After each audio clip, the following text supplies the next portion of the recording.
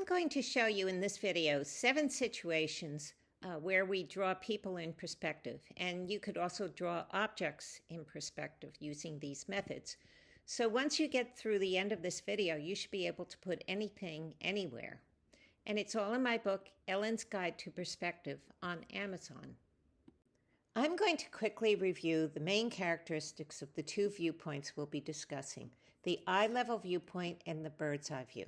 With the eye-level viewpoint, the converging lines are wide.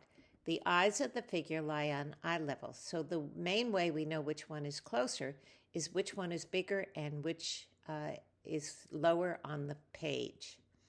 For the bird's eye view, the converging lines are narrower.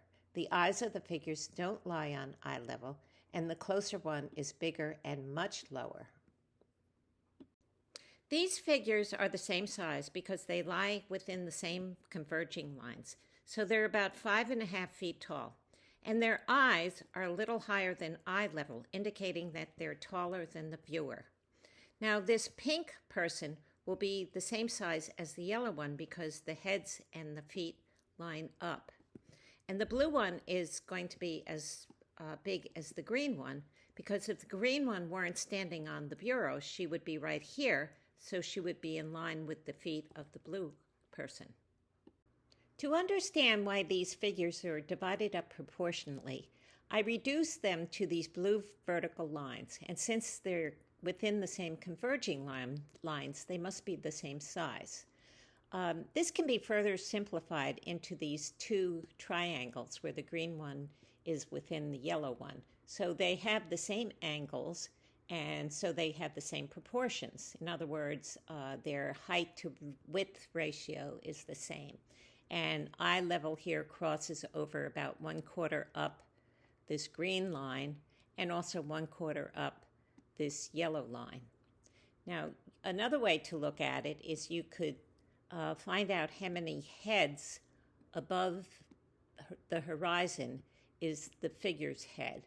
And in this case, the figure is 2 heads above eye level. And even when she's much smaller, she's 2 heads above eye level. Here's another way to put people in perspective. And this is a bird's eye view. We're looking down at these figures. All the figures are the same height and the ground is level.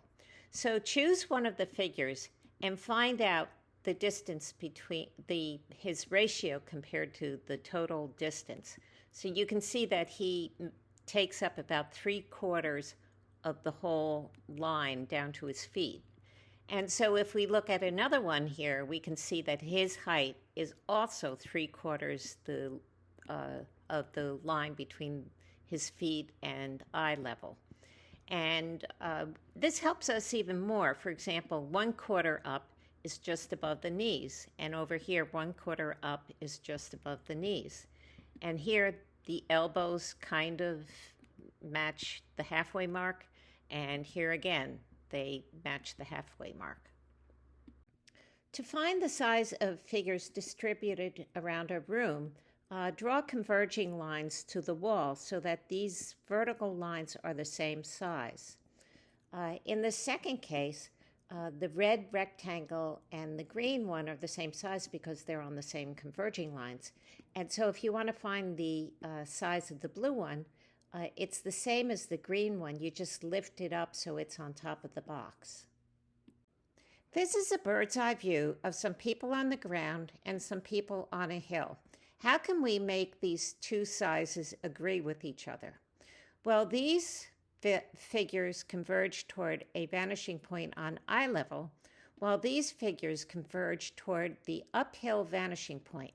And as long as these 2 vanishing points have a vertical relationship with each other, the sizes of the 2 groups of people will agree with each other. Do you think all these figures are to scale? Well, you need to start with one set of converging lines, which they've already given us here. And that's all you need. And then you try to relate all the other figures to those converging lines. So the man in front is easy. We can just move him over here, and he remains the same height. And then we just lift him up this amount, and he would be as tall as this guy. Now, the guy in the hole here, we can move him horizontally, then vertically, and horizontally. We can do that without changing his size. And then when we put him in the converging lines, he fits within the converging lines. So he is the same size as this guy in the front. The guy over here, all we have to do is move him over to the converging lines, and he fits right in, again, the same size as everyone else. This problem is a little more complicated because the figures are different heights and they aren't on the same level ground. So I set up a scale from 0 to 6 feet and drew converging lines to any vanishing point on eye level. Then let's look at this man who's 6 feet tall and draw lines from the top of his head and from the bottom of his feet. And you can see that he fits perfectly into these converging lines. So he is, in fact, 6 feet tall. Now, this woman is 4 feet 9 inches tall, and she's in a hole, or she's lower than the man. So we need to get her up to level ground, going horizontally, vertically, and then horizontally until we hit the converging lines. And then we go up to the 4 foot 9 inch line. And so she is as tall as this distance. This is a complicated picture because there are people nearby and far away, as well as those very high and those very low. So you need to choose one of these stairs as the ground, and I chose this one. The stairs have to have equal widths, and they have to converge toward the same vanishing point. And then you will have a vertical line here and a diagonal measuring line, which you can make any angle you want. Then what you do is you find the bases of all the figures and bring those bases down to the ground. So this black guy up here, I'm going vertically down, then horizontal, vertical, horizontal. You can go horizontal and vertical as many times as you want. It doesn't change his size. And then once you get to the ground, then you go over here, and this bracket is as long as he is. So another example would be this magenta lady. How tall is she? Well, we bring her bottom down, and it goes down here and then over in this direction. And this bracketed area is how big this magenta lady would be. And the green lady here, when we get her line up to the ground, we see that the green lady would be this long, and so on. So check out my book on Amazon, and please remember to subscribe.